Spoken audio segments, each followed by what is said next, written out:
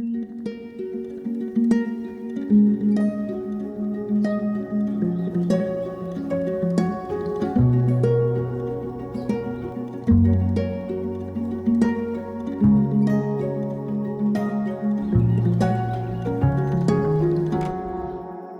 are my home, the light you share. You are my whole life, and stars appear. Hey everyone, and welcome back to my channel. My name is Danielle for those of you who are brand new around here, and I love to talk all about affordable living and intentional homemaking. Today I'm currently sitting out on my front porch as it is raining. I love the smell of rain. Everything just feels so lovely in the springtime and so refreshed. And today on the channel we are going to take some time to do some spring homemaking outdoors, aka gardening. I needed to take some time to just go through my entire yard, clip any of the old dead areas of our plants from last year, and just get things ready for this new spring season. And I started off with chopping off some of my lavender. I like to cut my lavender pretty low. I should have actually done this a couple of weeks earlier, but with the weather and everything else, it was really hard to just get outside. So I took some time to clip down all of my lavender pretty low so that it could continue to look very full and beautiful when it finally did come in, which is a trick for lavender that I found over the years. If you don't clip it back, it will still come around decent enough, but I find that the ends seem to get very long and woody looking, and there's not as many blooms on the bottom, like green leaves on the bottom of the lavender. So I like to clip it back as much as possible, either at the end of the fall or the beginning of the spring, to help bring as much growth, encourage as much growth and life for this plant as it continues to get bigger and lovelier in the springtime. I don't know what it's been like around you guys, but it has been incredibly rainy and wet. I mean, we all know April showers are a thing, and that is just what life is like.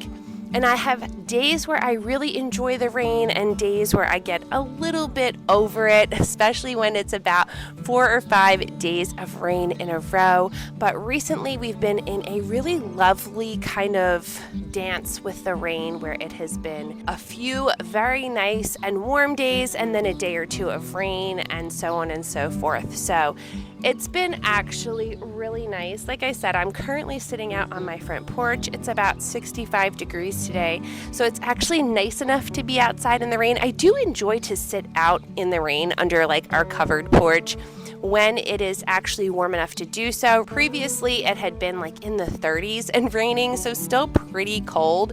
So I was really glad to be able to get outside on this particular day and chop back all of the dead bits, really help growth. I don't know if you are really into gardening or you're somebody that has a lot of plants around your house.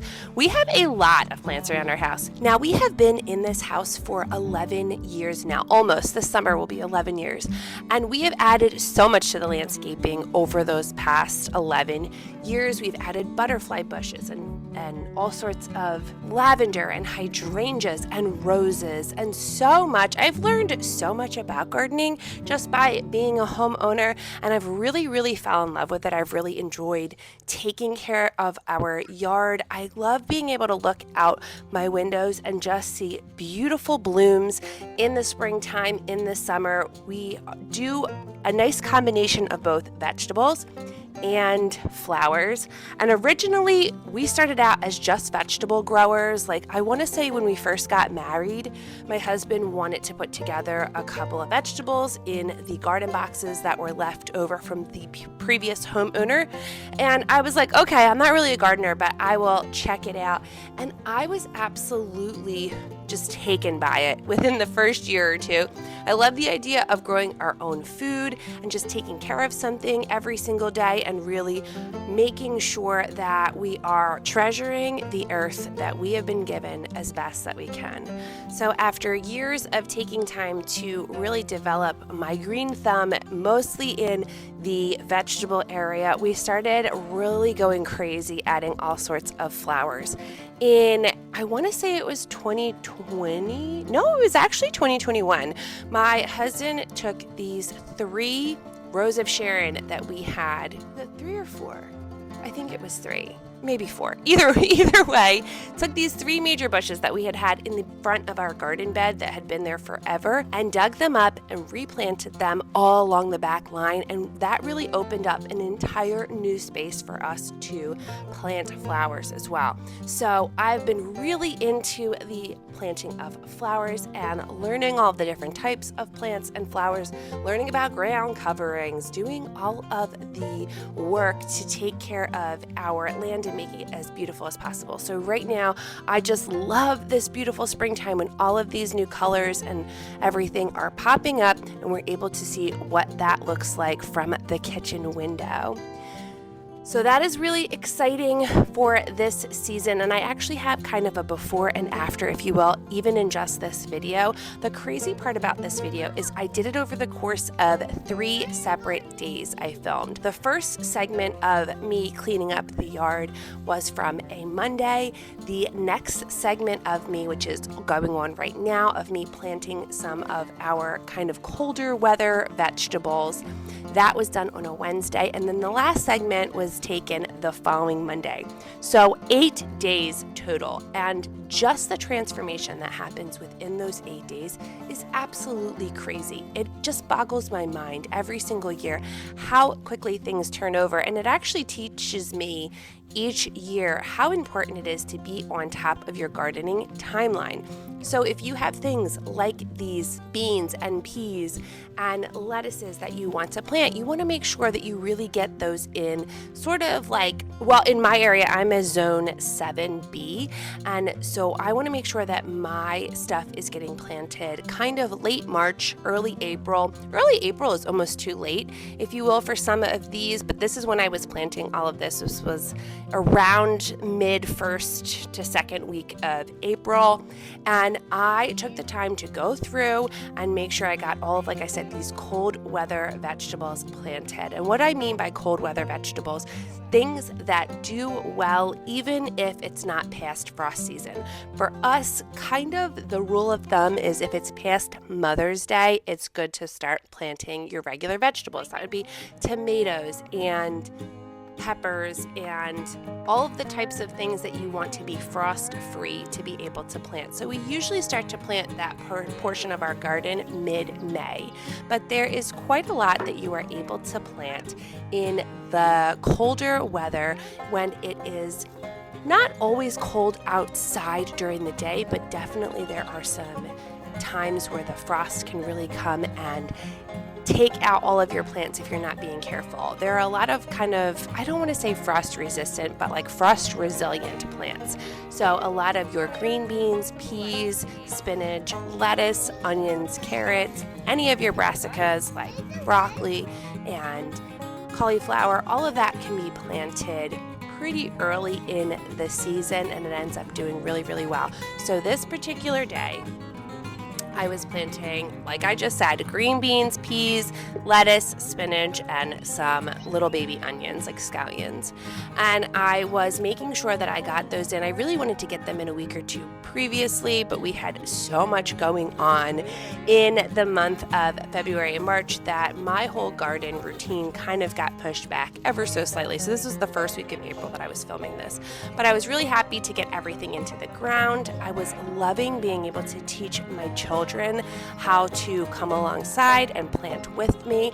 My oldest is 3 now, and he's really, really catching on to all of the different things that I am able to teach him, whether it is around the house with cooking and baking, taking care of our home, any sort of homemaking indoors, but also the homemaking outdoors. My husband is able to take him along for putting new dirt into our flower beds, for taking care of the grass, taking care of the yard, taking care of the weeds, and I'm able to bring him along with planting. I was able to teach my baby how to kind of dig in the dirt and plant along with us, and then also how to care for those things. I love that it brings responsibility to my children. They're able to see how things grow and how things are cultivated. So I've really been enjoying this planting season for that. I always enjoy our planting season, but it's been really fun to have have them alongside me and to show them what it is like to take care of seeds and to just care for our yard in general.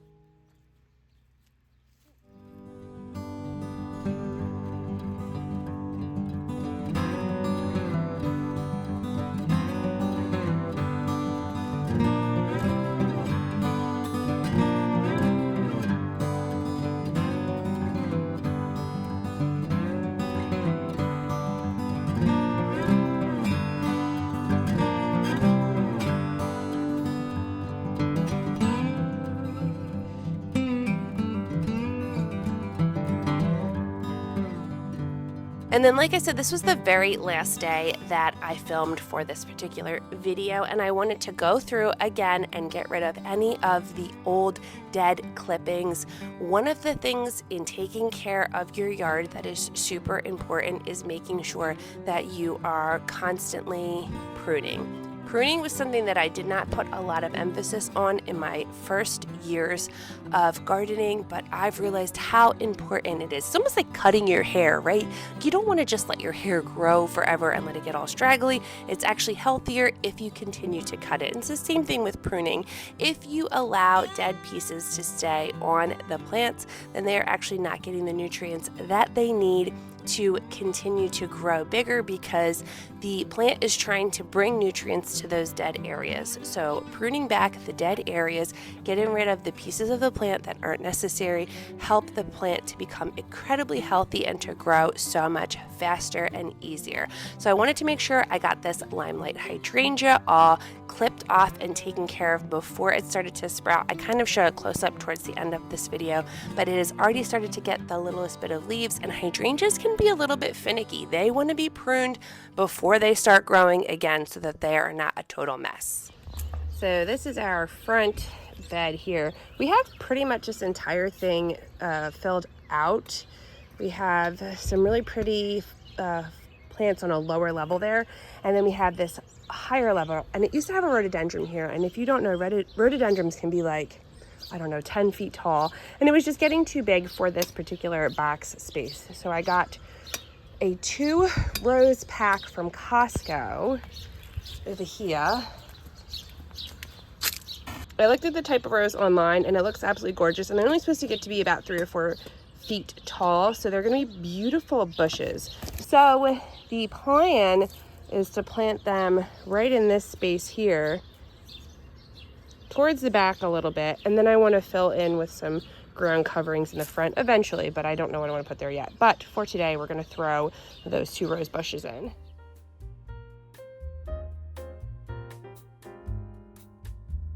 So like I said, once I picked out where I wanted to put my roses, I went through and measured out the spaces, and I dug the holes according to the package instructions, which was to create kind of a wide hole around, fairly deep, but most of the plant had just wood chips in the bottom, and I just had to eliminate some of those so that the roots could be shown, and then I planted those nice and evenly across the yard and made sure to water them in. I am really excited about these Costco plants. This is our first year having a Costco membership. I never had one before, so I wasn't able to get plants until this spring. This is the first spring that we've had the Costco membership, because I think we got it like the end of last summer.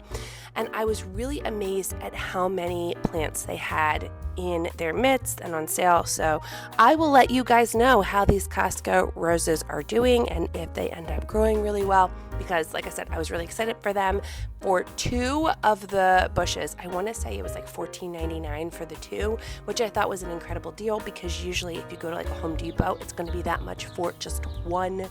So if you're looking for an affordable place to grab some plants this season, Costco definitely has some wonderful options. And then this is just sort of a overall shot of everything. Once I kind of cleaned it out, got any of the dead branches clipped out, and really allowed the space to kind of look nice. The next thing that we have to do is mulch, but we usually don't mulch until, I want to say, May, maybe it's the beginning of May. It might be the end of April, beginning of May, somewhere in there. We like to get some nice fresh dirt into our boxes and then mulch over top.